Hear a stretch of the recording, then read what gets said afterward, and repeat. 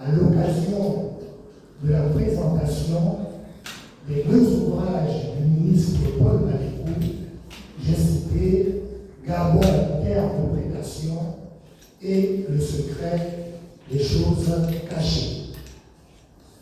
Je voudrais ensuite singulièrement et du fond du cœur remercier notre hôte, le ministre Malécou, pour avoir choisi d'accorder à l'Université Omar Bongo l'exclusivité de la présentation de ces deux ouvrages. C'est là la manifestation d'une haute marque de considération à l'endroit de notre institution. À travers cet ouvrage intitulé Gabon, terre de prédation, paru aux éditions Doxa en mai 2024, donc très récemment, il nous livre sa part d'histoire du Gabon en interrogeant le sens et l'usage du bien commun, aussi bien par les nationaux que par les citoyens adoptifs et autres étrangers appelés à la gestion de la chose publique. Dans cet ouvrage de près de 300 pages, le juriste de formation s'emploie avec brio à un exercice historique en livrant au lecteur une étude chronologique bien séquencée, une étude diachronique. Il s'emploie à montrer comment le patrimoine national, fût-il matériel ou immatériel, rituelique, religieux, économique, archéologique ou contemporain, et autres, se trouve en tout temps soumis à la prédation. Les découvertes archéologiques faites par les chercheurs occidentaux sont souvent devenues leur propriété privée, passant outre les lois nationales gabonaises ainsi que les conventions internationales par la matière. Il en est ainsi notamment à la page 51. Des silex taillés ainsi que les haches taillées découvertes dans les provinces d'Armée et de l'Estuaire par Pouillon et Mouison. Il en est de même des travaux de recherche archéologique menés par la Société préhistorique protohistorique gabonaise, qu'on appelle SPPG, ponctués par les découvertes majeures de céramique dans la région de Libreville, dont le Gabon n'a malheureusement hérité. Une part de notre identité, je cite l'auteur, une part de notre identité, de notre spiritualité est exposée en Occident. Et ça, effectivement, on peut le confirmer tous ici. Pour tous ceux qui sont passés par le musée d'Aper, par le musée des Arts Premiers, moi j'ai été très surpris la première fois que le musée des Arts Premiers du Quai Branly a ouvert. En entrant, je me suis retrouvé face à un objet extrêmement précieux pour nous, notamment qui est une espèce de clochette qui accompagne souvent les chants consacrés aux jumeaux. L'auteur affiche un courage inouï en tentant de lever le voile sur certains des bases importants de la République. J'en veux pour preuve cet extrait que je m'en vais vous lire, donc à la page 164. Je lis rapidement. Le premier angle d'attaque du système de prédation ainsi mis en place est invisible et non écrit. Le système veut qu'avant l'adoption de toute loi de finances et sans aucune règle écrite, toutes les ressources induites par l'économie nationale, par voie fiscale, douanière ou contractuelle, fassent l'objet d'un prélèvement préalable en amont de 10% dont le produit est reversé au président de la République. De même, 10% de la masse globale du budget, avant la répartition en différentes lignes budgétaires, constitue une cagnotte destinée au président de la République. Je poursuis. Il en résulte ainsi, à ce niveau, un double prélèvement sur la richesse nationale au profit du seul chef de l'État. C'est seulement après cette opération que commencera à jouer un hypothétique respect des procédures budgétaires, proprement dit, en prévision des recettes et des dépenses. On devine aisément que, dès le commencement, la comptabilité nationale est faussée au bénéfice d'une seule et même personne. Ainsi, la part des richesses nationales prélevées est-elle invisible et difficilement calculable, même par les meilleurs économistes et financiers de la planète. Elle constitue une véritable jungle financière dans laquelle les GPS les plus sophistiqués et les meilleures plateformes inertielles perdent le nord. Je m'arrête là, c'est juste pour donner un avant-goût. Le reste, vous le découvrirez dans les temps. Donc, le premier fait marquant dans cet ouvrage, qui indique d'emblée le ton et le récit, c'est la couverture très parlante. Vous l'avez ici. Nous avons donc à l'image la double symbolique de la Sainte-Seine et le souvenir du congrès de Berlin, qui avait le partage de l'Afrique de novembre 1884 à février 1885. En lieu des places du corps du Christ et de l'Afrique, ici se trouve au menu le Gabon, partagé par les personnes d'origine diverses. Ensuite, pour le deuxième ouvrage, qui lui s'intitule « Secret des choses cachées », je vais inviter respectueusement le professeur Placide Ondo du département sociologie. Cet ouvrage présente plusieurs centres d'intérêt par la richesse des informations qui sont soucis de détail. Il offre ainsi plusieurs portes d'entrée. Mais nous avons choisi de privilégier les modalités de légitimation du pouvoir qui déterminent la nature des institutions et leur fonctionnement. Pour cela, nous sommes entrés dans cet ouvrage par la deuxième partie, une sorte de projection dans la trame du pouvoir de Marcon à partir de la question suivante. Qui est ou était Omar Bongo? La réponse à cette question permet de comprendre le monde politique gabonais. Et pour y arriver, nous nous intéresserons d'abord aux origines d'Omar Bongo, puis à sa parenthèse. Nous nous pencherons ensuite sur ses unions multiples avant de nous projeter dans l'actualité politique, dont la troisième partie de l'ouvrage présente déjà les causes d'une crise qui conduira au coup d'État électoral. Les origines d'Omar Bongo. Cette question directrice trouve sa pertinence dans cette affirmation de Paul Maricourt. Jusqu'en 1962, personne ne connaît rien ni des origines ni de l'existence de cet illustre inconnu. Personne ne se reconnaîtra comme son condisciple de classe ni de collège, de travail dans aucun établissement scolaire de l'ancienne fédération de l'AIF et du Cameroun, ni, à plus forte raison, dans aucune université de France et de Navarre. C'est à la page 88. Alors, cette situation tient à ses origines qui, selon Maricourt, se situeraient entre le Congo-Brazzaville et l'Ouganda-Chari, qui deviendra la Centrafrique. Certains éléments physiques et symboliques renseignent sur cette origine. Lorsque Paul Maricourt le rencontre pour la première fois pour Gentil, avant le coup d'État de 64, je cite, il a encore une scarification technique verticale, partant du sommet du front jusqu'à la naissance du nez, telle qu'emportent les populations nord-congolaises ou bandiennes. C'est à la page 41. Il avait une parfaite maîtrise du Mitende et du Soro, le dit Paul Maricourt, langue parlée en Ouganda-Chari, et qu'il utilisait avec le président Léon Mba pour s'échanger des secrets en confidence. Bongo parlait aussi couramment le Lingala et le Mou Kutuba en usage pour le Brazzaville. Concernant son patronyme, à l'origine Mbongo, un officier supérieur de l'armée centrafricaine, le commandant Mbongo, le dit Paul Maricourt, revendiquait sa paternité avec le directeur de cabinet du président Léon Mba. Mais Bongo, qui prétendait être né le 30 décembre 1935, disait avoir ce nom à la coïncidence de deux événements. Sa naissance et la présence du chef traditionnel Mbongo à l'Ewaï, donc au jour de sa naissance, où il passa la nuit. Et c'est à l'occasion de son engagement dans l'armée française qu'il expurge l'initiale M de Mbongo.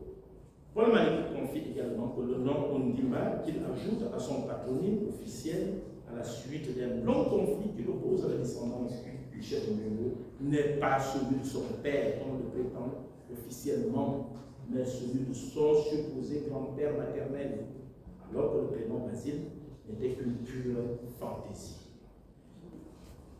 Le secret des choses cachées est riche d'informations.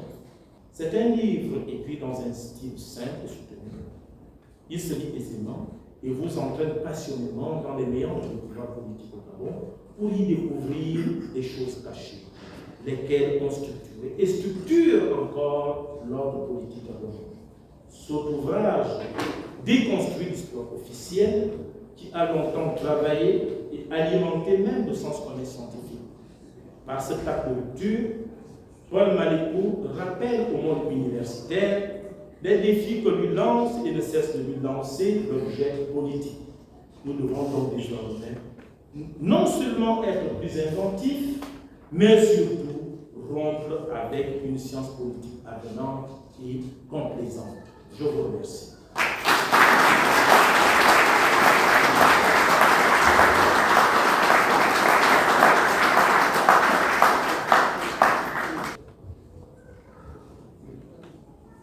Mesdames et messieurs, l'objet de ma présence au milieu de vous, au sein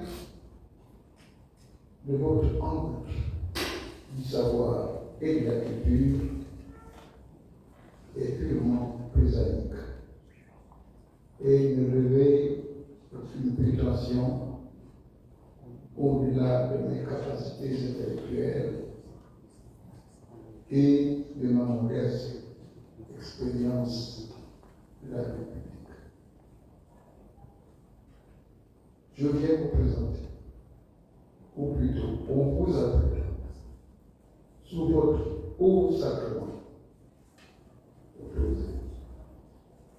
deux de mes ouvrages intitulés l'un, Gabon, terre de fondation, et l'autre, le secret des choses cachées, cachées dans le marais de la politique gabonaise.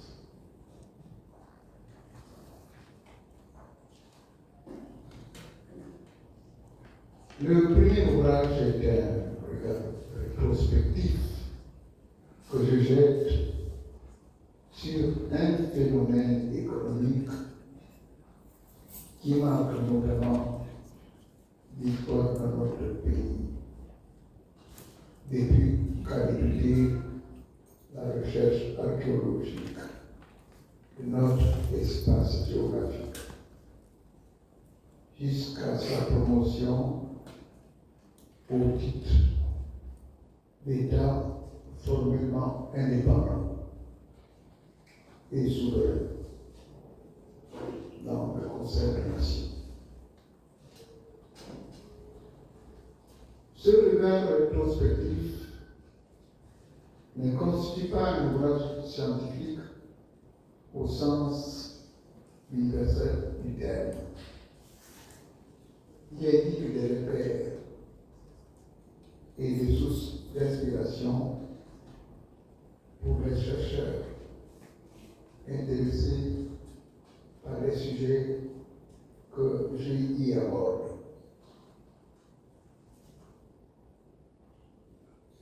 Les annexes jointes dévoilent les fondements de la domination géopolitique de l'Occident sur les autres peuples du monde, plus particulièrement sur les États africains, notamment la charte de l'impérialisme, les lettres des conférences d'Ivoire de Belge et Haut-Volée, les accords de coopération, n'invitant que l'application en temps réel par la France sur ses anciennes colonies, hypocritement et euphémiquement déclarées indépendantes. Quant au deuxième ouvrage, que le climat de liberté et de libération émis par l'avènement du comité pour la transition et la restauration des institutions, me permet de présenter en deux éditions. Il constitue un pan de notre histoire, pan limité dans le temps. Je le présente sous une forme biographique, laquelle rejette le faux généralisé et personnalisé qui promeut l'histoire immédiate de notre pays. Je reste convaincu personnellement que la nouvelle ère promue par le Comité pour la transition et la restauration des institutions rejettera les atavismes et les millénismes anciens pour libérer réellement la parole et l'écrit dans le respect principiel des lois et des règlements de la République, des droits et des libertés publiques et privées. Le Gabon va retrouver son honneur, sa dignité et son indépendance, dont tout citoyen gabonais doit être garant à quelque niveau de la hiérarchie sociale. Dans tous les cas, les deux ouvrages invitent les lecteurs au carrefour de la discussion. Je vous remercie.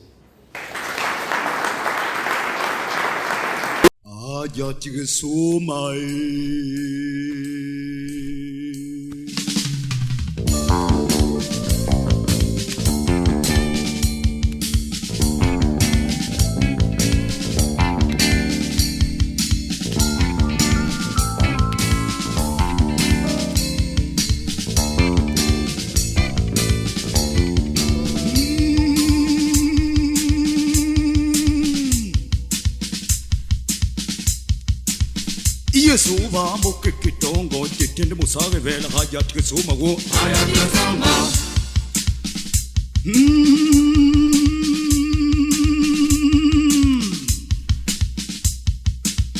Yesuva mokikitongo titende musave vela hayat kesuma go hayat kesuma hayat kesuma hayat kesuma hayat kesuma hayat kesuma.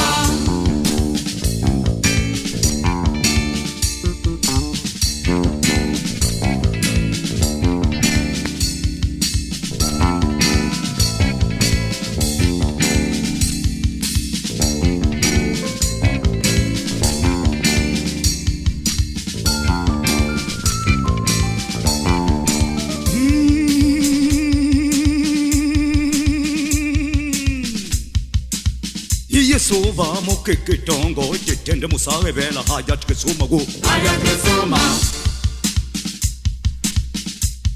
Vangagende wevalo sukuntitone yo ungajata kesuma go hayat kesuma Abodo bodo hayat kesuma Abodo bodo hayat kesuma Abodo bodo hayat kesuma Abodo bodo hayat kesuma